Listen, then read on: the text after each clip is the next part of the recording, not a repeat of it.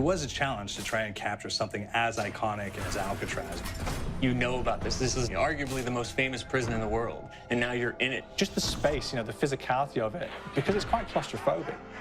When modern-day prisons are designed, they really consider not intimidating people or making the spaces, as least stressful as possible. Well, Alcatraz didn't suffer from those restrictions. They did the research, they went out, studied Alcatraz, not just from books or internet. They were actually there to feel the environment, so it really sets a mood that gets you a little spooked.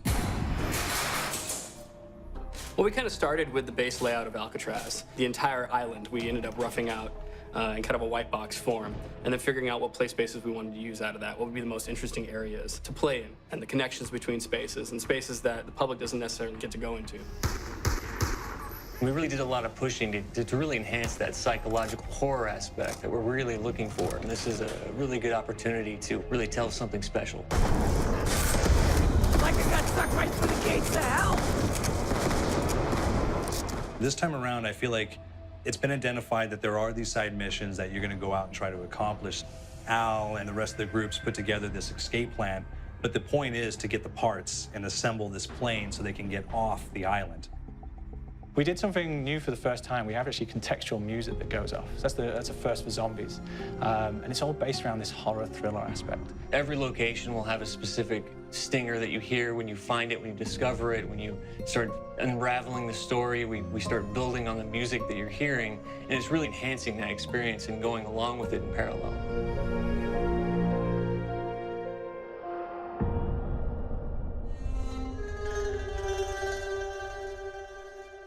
Because we wanted to embrace this kind of horror thriller element, we wanted character actors, guys who could really embody someone and then convey emotion. So that's why we went for guys like Ray Liotta, getting in that kind of guy, we wanted a frantic nature. So he plays a character called Billy Handsome, who's this kind of psychopath who would be employed by the mob to kill people in interesting ways.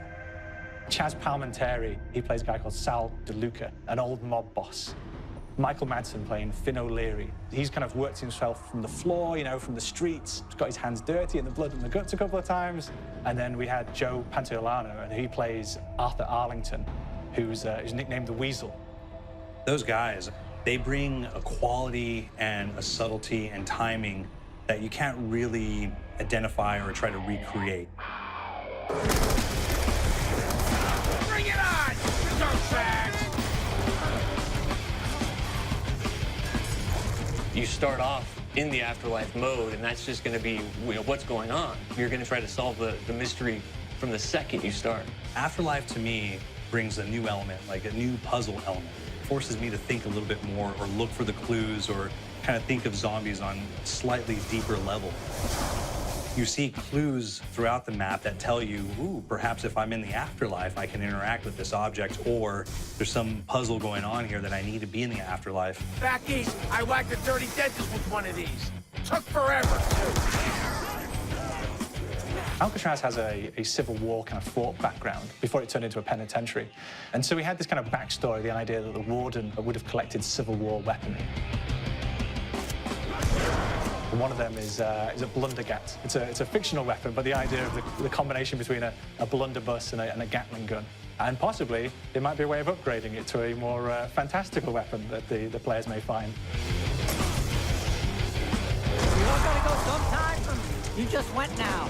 There's one main zombie, one big zombie that's going to come through and wreak havoc on your life. He'll lock down the perk machine, he'll close down the box, so you have to pay to get that open again. So you don't want him to interfere with your process. Now's a good time to pick a fight. It's a fun challenge. It keeps things moving forward. In terms of perks, we have a new perk called Electric Cherry. When you reload, it gives a shock around, which scales over time. Who's asking for his baseball? There's so much to experience in this map. Every time I play it, there's a new tactic to take, a new experience, a new objective to go for. But there's also this layer of things that we aren't exactly exposing to the players right off the bat and will need to be discovered.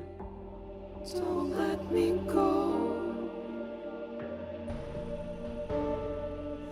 Is it the calling we hear?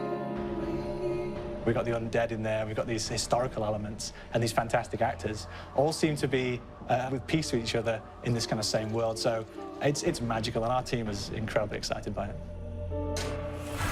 This is the call.